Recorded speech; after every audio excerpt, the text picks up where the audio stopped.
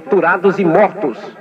Essa história, você sabia? Não sabia? É tão absurda que é preciso ler o livro da jornalista Daniela Arbex para acreditar que realmente nós tivemos um holocausto aqui no Brasil.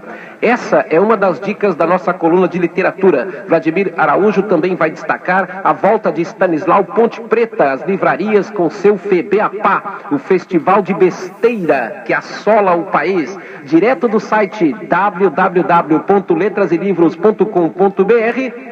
Bom dia, Vladimir. Bom dia, Cláudio Teran. Bom dia, ouvintes do Domingo Total. E nossa primeira dica de hoje vem, na verdade, de um ouvinte que nos passou um e-mail sugerindo que nós comentássemos um livro que, na verdade, foi lançado no final do ano passado e sobre o qual esse ouvinte está desenvolvendo aí um projeto de monografia. O livro em questão retrata um verdadeiro genocídio ocorrido aqui no Brasil, mas que, na verdade, nada deixa a dever a qualquer campo de concentração da Alemanha na época da Segunda Guerra Mundial. Escrito pela jornalista Daniela Arbex, O Holocausto Brasileiro, 60 mil mortes no maior hospício do Brasil, revela com crueza o dia a dia de pacientes internados em uma espécie de clínica psiquiátrica e que, devido ao horror que se passava entre seus muros, ficou conhecido como a Colônia. E a história é a seguinte: durante décadas, milhares de pacientes foram internados à força, sem diagnóstico de doença mental, num enorme hospício na cidade de Barbacena, em Minas Gerais.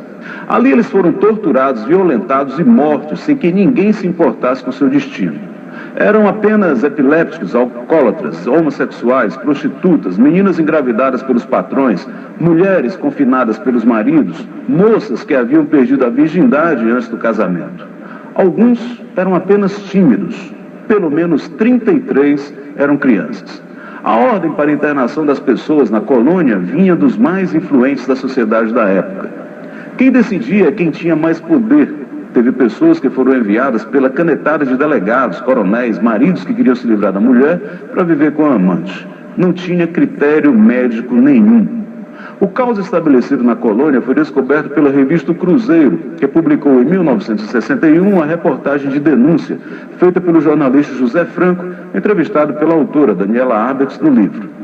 A autora conta que, na época, houve uma comoção em torno do caso, mas as condições continuaram as mesmas no hospício. Na época, o presidente era o Jânio Quadros, e ele estava no poder, e falou que ia mandar dinheiro para a colônia. Falaram que ia fazer, ia acontecer, mas nada. Não foi feito nenhum tipo de intervenção que fizesse os absurdos cessarem. De 1961 até 1979, a situação continuou tão grave quanto, explica a autora. Daniela Arbex conta que encontrou registros de venda de 1.853 corpos entre 1969 e 1980 para faculdades de medicina.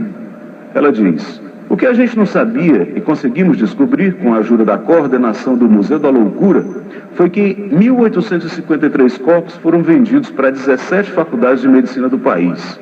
O preço médio era de 50 cruzeiros, dá um total de 600 mil reais se atualizarmos a moeda.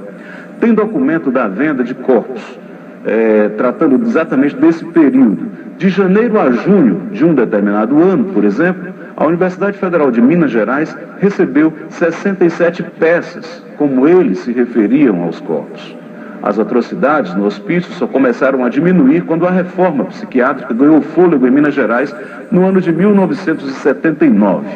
Hoje, o manicômio é mantido pela Fundação Hospitalar do Estado de Minas Gerais e conta com 160 pacientes do período em que o local parecia mais um campo de concentração. Ninguém nunca foi punido pelo genocídio.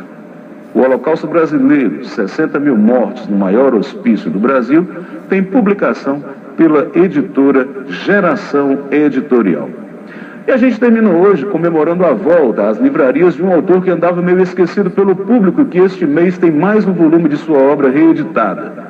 Bem-vindos então, caros leitores, à sátira e ao bom humor de Sérgio Porto, mais conhecido como Stanislau Ponte Preta, inventor do FEBEAPA, Festival de Besteira que assola o país. Stanislau praticou o humorismo que inspirou o Pasquim e a turma do Cacete Planeta. Escreveu sobre cinema e música, foi cronista da noite de futebol, além de ter trabalhado na televisão e no rádio e elaborado scripts de shows. E foi um dos autores mais originais ao retratar um Brasil onde o tal FEBEAPA parece atemporal, país do eterno retorno, onde, como bem disse alguém, as coisas mudam para ficar iguais.